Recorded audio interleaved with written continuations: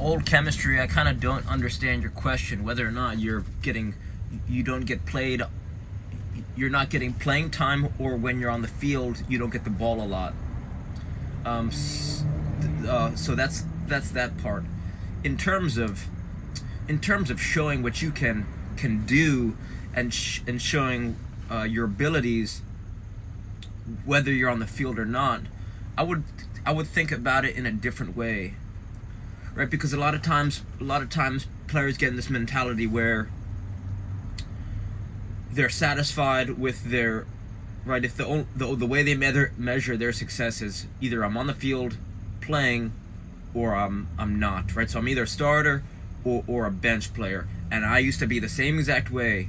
But then what starts to happen is, if you start to shift your focus, where if you ask yourself, maybe you could ask yourself, what's one thing I could do today that would make me a little bit better tomorrow? And then if you start to think about your game in that sense, then one of the answers could be, well, maybe if I juggled for 1 minute, that would make me a better player tomorrow. And then you said, well, you're severely right-footed, right? You said that you rarely use your left foot. So if you could ask yourself, can I juggle for 1 minute a day, alternating between my right and my left foot, and start to bring a ball with me everywhere I go?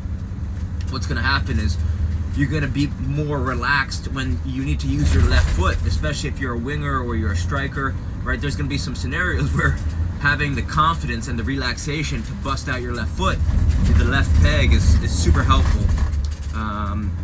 But Messi spends a lot of time dribbling with his left, so you don't have to beat yourself up. I mean, obviously he uses his right foot sometimes, but just because you're severely right-footed doesn't necessarily it doesn't restrict you as much as you think it may.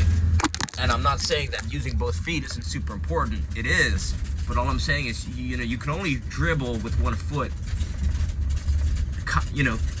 Usually one foot kind of dominates, so it's good. It's actually good to have one strong. I'd rather have one player with one strong foot than a player with with both of his feet are weak, right? And same thing with a shooter. You'd rather have someone with a strong right-footed shot than not having a good shot, or having a mediocre shot with both. So I think that doesn't really restrict you.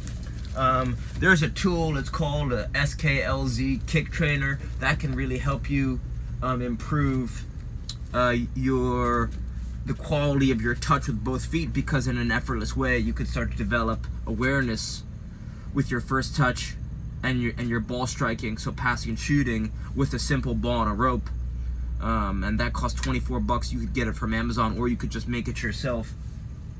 So I think that'd be a great place to start, especially if you're a university player, right? This isn't that expensive a tool, and plus it's beautiful because you could cram months of training into days or weeks, since in 60 seconds you could get 60 touches, which means in 15 minutes you could get close to 1,000 touches effortlessly.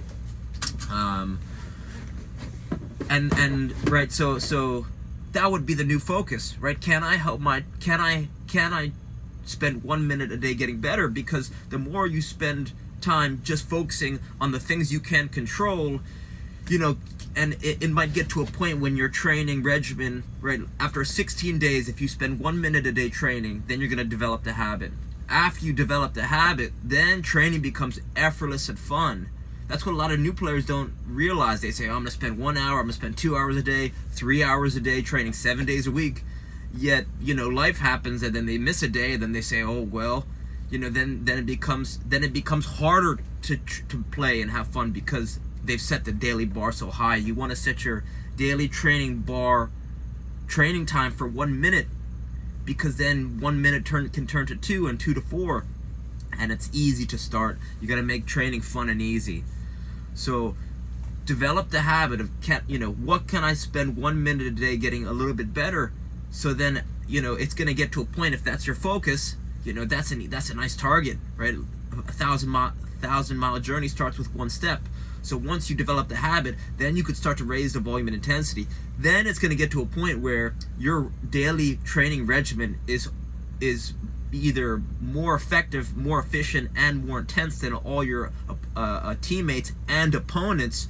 When you get to that point, when you're getting to practice 5, 10, 15 minutes early, and you're just keeping that ball up on the juggle, or you're getting it on the dribble, you know, not only will the coaches notice, your teammates will notice too, because you're already going to be warmed up, firing, and what's going to happen is you're going to be more relaxed. Because your focus isn't, am I gonna, you know, can I get the ball when I play, or can I just get into the game? Then the focus becomes, how do I make everyone on my team look better, right? Michael Jordan helped everyone on his team look better. So once you get to that point, then it's like, I don't care if I play or not. It's like, I know what I can do with the ball, and if you want to feed me the ball, not only will I keep it for us, but I'm going to help our team get into better positions, either not score or score. So I think once you get to that point, that's when the joy, you know, that's when you unlock infinite joy. But the way to get there, I believe, is to ask yourself, can I spend 1 minute a day training in an effortless and fun way? So hopefully some of these ideas help. Reach out with any questions. All right, thanks.